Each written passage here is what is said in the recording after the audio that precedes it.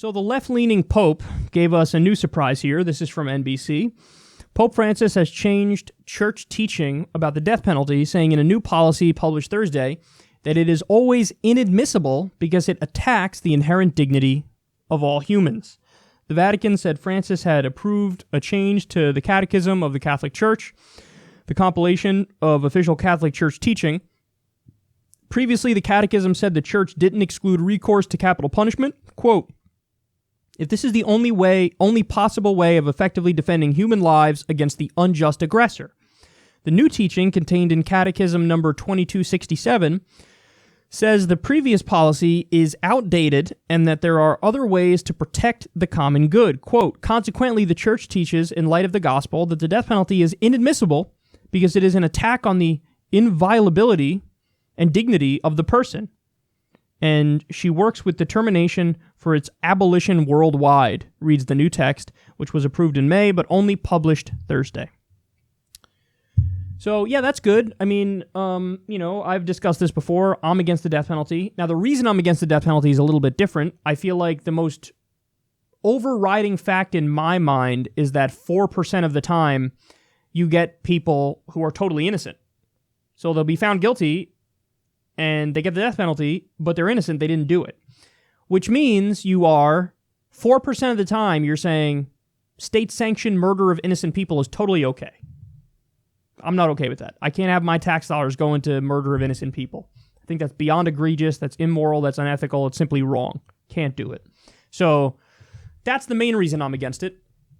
There are people who are to the left of me who, are willing to go beyond that and say, it doesn't matter. They basically say, hey, nobody deserves that.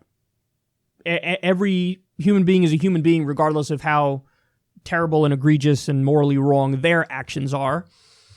I never found that argument as convincing, but hey, either way, we end up at the same policy place, which is we have to get rid of the death penalty. I'm happy to see that the Pope's doing it, but at the same time, what I found interesting about this is one of the commandments in Christianity is thou shalt not kill.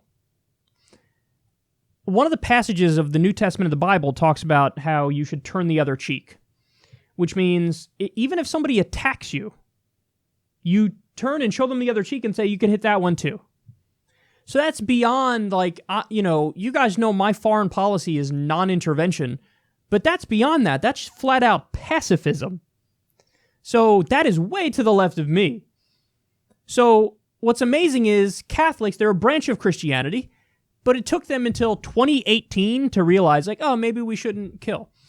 But that goes to show you the point that I've been making all along, and it goes back to the debate I had on Twitter yesterday with Dr. Robert Jeffers. Robert Jeffers was citing a passage of the Bible that was pro-death penalty.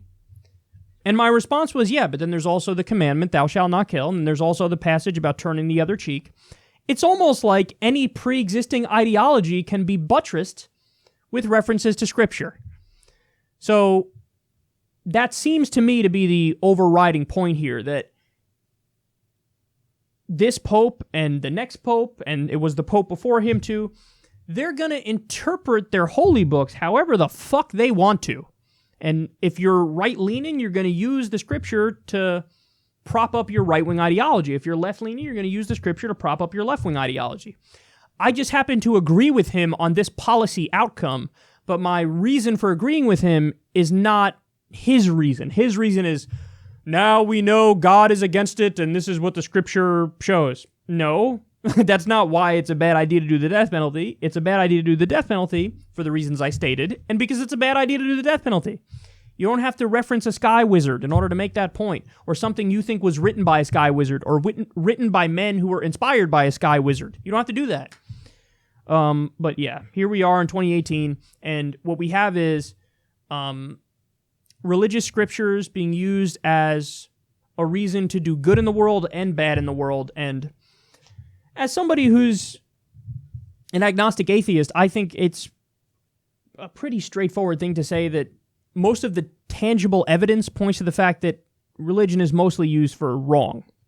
Now, again, that doesn't mean that if you're somebody who's religious or you just believe in God or something, that it can't give you psychological or emotional comfort, because I think that is true, and I have no bones to pick with somebody who just uses it for that reason. I think it's totally fine.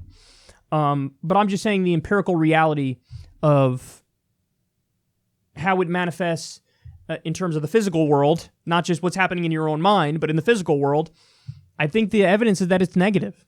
You know, whether it's a jihadist doing a suicide bombing because they say, I'm doing this for Allah, whether it's out and out war. I mean, we've seen wars. I mean, what was going on in Ireland with Protestants versus Catholics? I don't know if it was all religious. It probably wasn't all religious, but strong element of that because it feeds into tribalism. Whether it's saying, hey, we should chop off the tips of baby dicks. You know, the list goes on of the things that are like, hey, this is shitty, and this is directly tied to religion and voodoo and mystical thinking.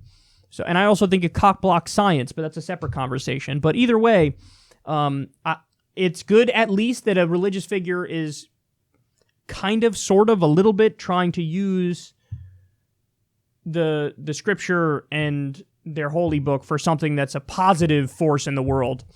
The downside is you're never going to get religion used only for a positive force, which is why I think it makes sense to argue against it using logic and rationality and reason and hope that people are converted to a non-religious ideology and they can treat people good simply for the sake of treating people good, not because we're referencing sky wizards.